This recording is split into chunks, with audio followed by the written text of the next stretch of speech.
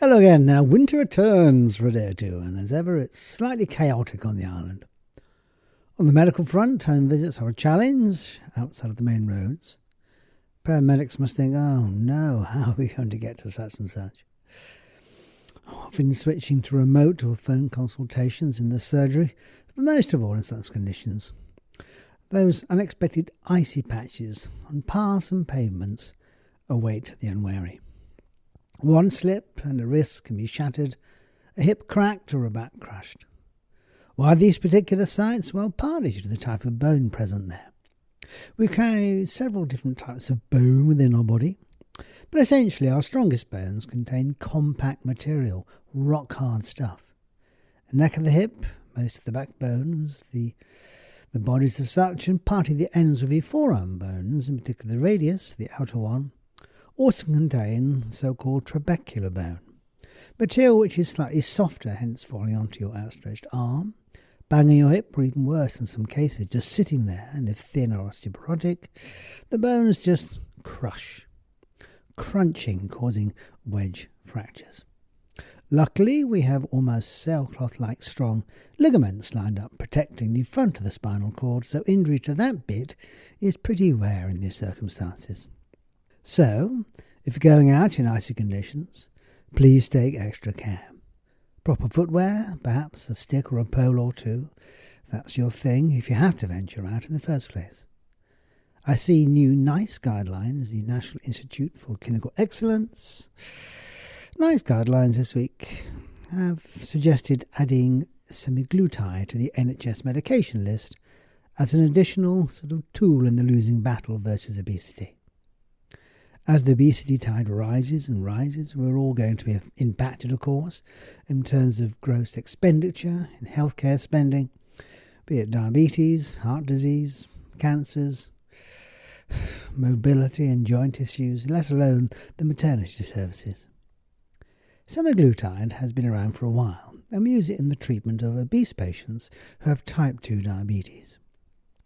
It's one of several GLP-1 agonist chemicals, so-called incretins that mimic several processes within the body that occur when you have eaten a meal, giving you that, oh, I couldn't eat another thing feeling. So you eat less, lose weight perhaps up to 10% or more in a year. GLP-1s, glucagon like, well, protagonists. So, in this context, semaglutide seemingly will be used, if appropriate, for up to 2 years on the NHS within the context of a specific obesity multidiscipline service. On the island, of course, at present we don't have such a service. Referrals usually and typically being sent to the endocrine clinic for such things, and there's, of course, typically, again, a waiting list.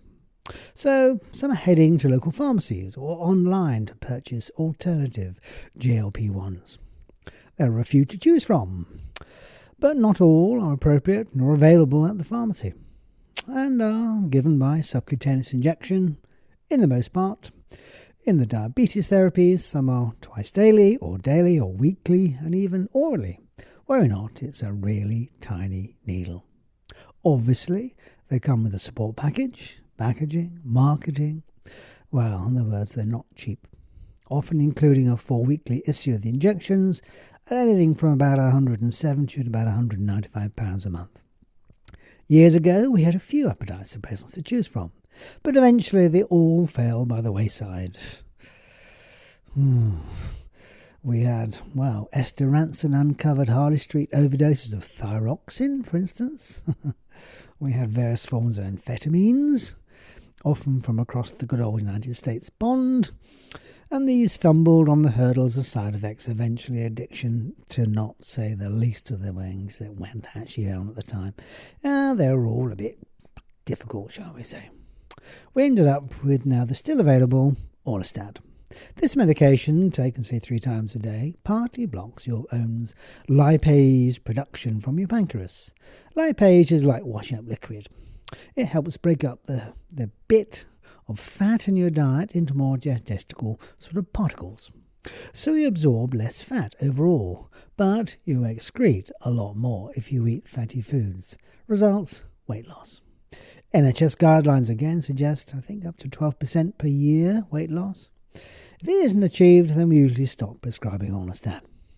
In practice, though, patients frequently pop in and out of substitutes, eat something rich and even slightly fatty.